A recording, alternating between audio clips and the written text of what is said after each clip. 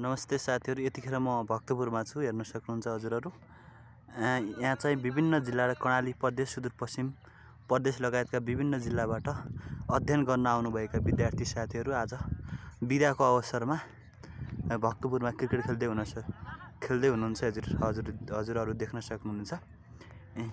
क्रिकेटको क्रेज कति छ भन्ने कुरा यहाँबाट पनि छल्लङ्गै हुन्छ सबै कुरा।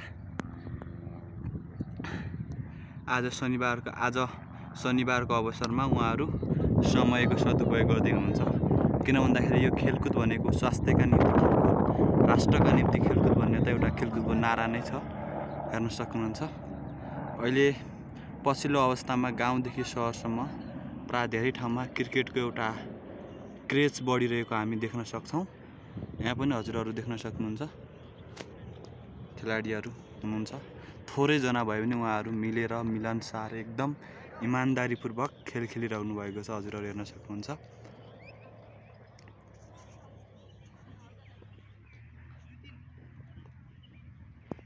गाउँका कुना कन्दरामा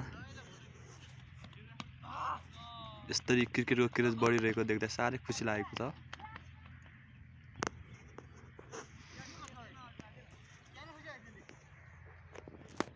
हेर्न सक्नुहुन्छ। पछाडिको स्ट्रिम पनि ढुङ्गाको बनाउनु भएको साथीहरुले।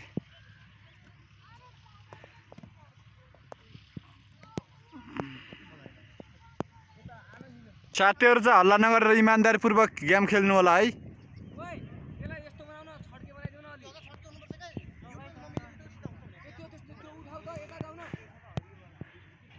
हुनुहुन्छ हेर्न सक्नुहुन्छ।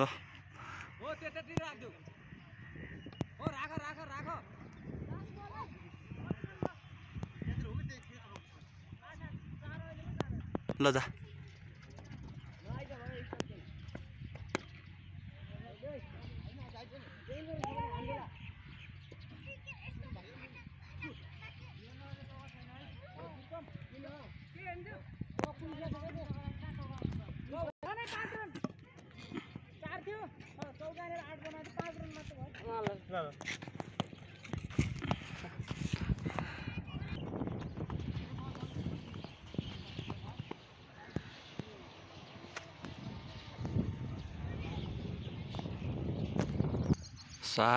साह्रै राम्रो प्रयास गरिराख्नु भएको छ उहाँहरूले। हेर्न सक्नुहुन्छ है।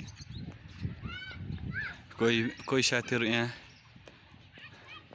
गजब यहाँ लागिरहा, अनि अरु साथीहरु यहाँ राजा उता लागिराख्नु भएको। जस रमाइलो छ। आफ्नो समयको बचतलाई स्वास्थ्य, खेलकुद लगायतका विभिन्न ठाउँमा उपयोग गरिरहेको देख्दा साह्रै खुसी लागेको छ।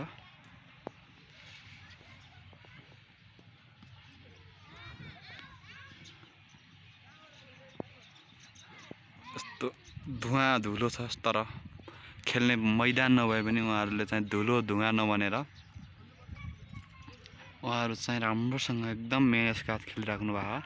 यो चाहिँ भक्तपुर नगरपालिका वडा नम्बर 2 नजिकै नै हो। 2 को यता यो गाउँमा उहाँहरू चाहिँ खेलिराख्नु भएको। त्यतिकैमा यहाँ खेलाडीहरु पनि हुनुहुन्छ। म उहाँसँग टक्क थोरै कुरा गर्छु। भाइ कस्तो लागिरहेछ अन्त खेलाडीहरु? कस्तो छ गेम? बबाल छ नि त। भने चाहिँ राम्रो खेलिरहेछ जस्तै छ है। ल बेस्ट अफ लक। म चाहिँ अब लागे।